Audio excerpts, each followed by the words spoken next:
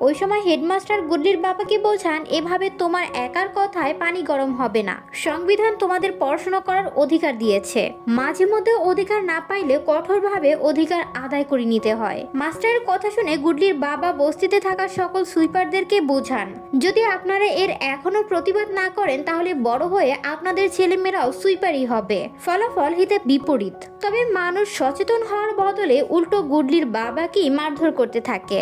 এমন সময় লাড্ডুর বাবা অধিকারের পক্ষে দাঁড়ান, কেননা লাড্ডুর বাবা চান না যে তার সন্তানের মতো অন্য কারোর সন্তান অকালেই ঝরে পড়ুক। পরদিন সকালে সুইপার কলোনির সকল সুইপাররা মিলে শিক্ষামন্ত্রীর গাড়ি আটকায়। তারা তখন শিক্ষামন্ত্রীর কাছে প্রশ্ন ছুড়ে দেয় যে তাদের সন্তানরা কেন স্কুলে পড়াশোনা করতে পারবে না।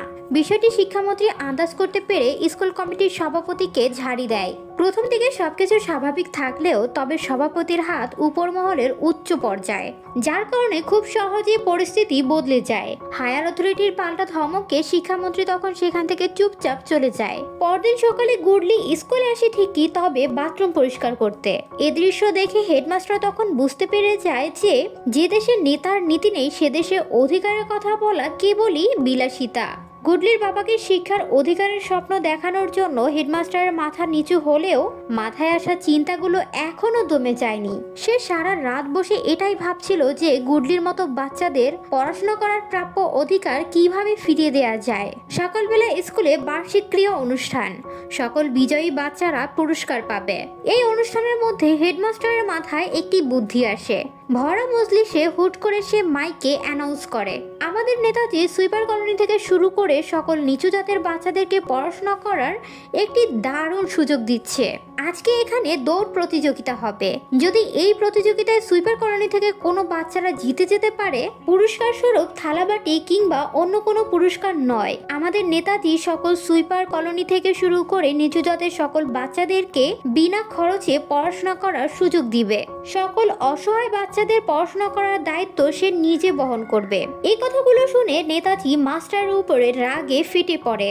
ভরা মজলিস, আশেপাশে সাংবাদিক সহ অনেক মানুষ রয়েছে, যার কারণে সে তাকে কিছুই বলতে পারছিল না।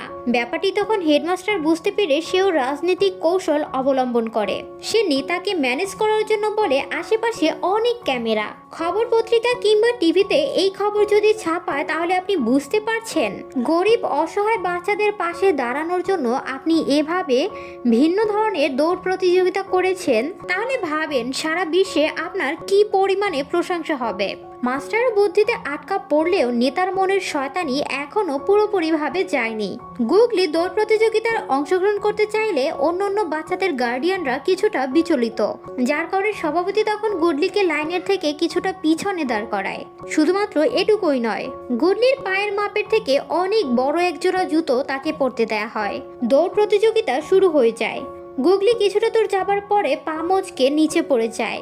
গুগলি জানতো এই দৌড় প্রতিযোগিতা অন্যান্য বাচ্চাদের জন্য শুধুমাত্র একটি খেলা হলেও গুগলির মতো নিচু জাতের বাচ্চাদের ভাগ্য পরিবর্তন করার একটি বিশাল সুযোগ।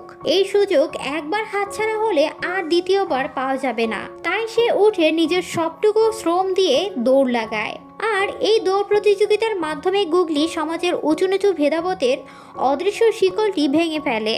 এই সিনেমাটির গল্প এখানে শেষ হলেও গুডলির মতো অসংখ্য বাচ্চাদের জীবন এখান থেকে কেবল শুরু হয়েছে। একটু ভালো করে ভেবে দেখুন, এটা কিন্তু একটি শিক্ষণীয় গল্প ছিল। কিভাবে মারামারি রক্তপাত ছাড়াও নিজের অধিকার আদায় করে নিতে হয় তা কিন্তু হেডমাস্টার কৌশলে দেখিয়ে দিল। তাই সোজা পথে কাজ না হলেও মাঝে মধ্যে একটু কৌশল অবলম্বন করলেই নিজের অধিকার আদায় করে ফেলতে পারবেন। এতে করে ঝামেলাও মিটে যায় আর কারোর সাথে শত্রুতাও হয় না। তো ভিউয়ার্স, মুভিটি কেমন লাগলো অবশ্যই কমেন্টে জানাতে ভুলবে না। বরাবরের মতোই তোমাদের কাছে আমার একটি ছোট্ট রিকোয়েস্ট যে তোমরা যদি আমার এই চ্যানেলের নতুন সদস্য হয়ে থাকো তাহলে আমার এই চ্যানেলটিকে সাবস্ক্রাইব করে দিও। আর হ্যাঁ, খুব শীঘ্রই ফিরে আসছি নতুন একটি গল্প নিয়ে। ততক্ষণ আমার চ্যানেল থাকা বাকি ভিডিওগুলো চেক আউট করে আসতে পারো।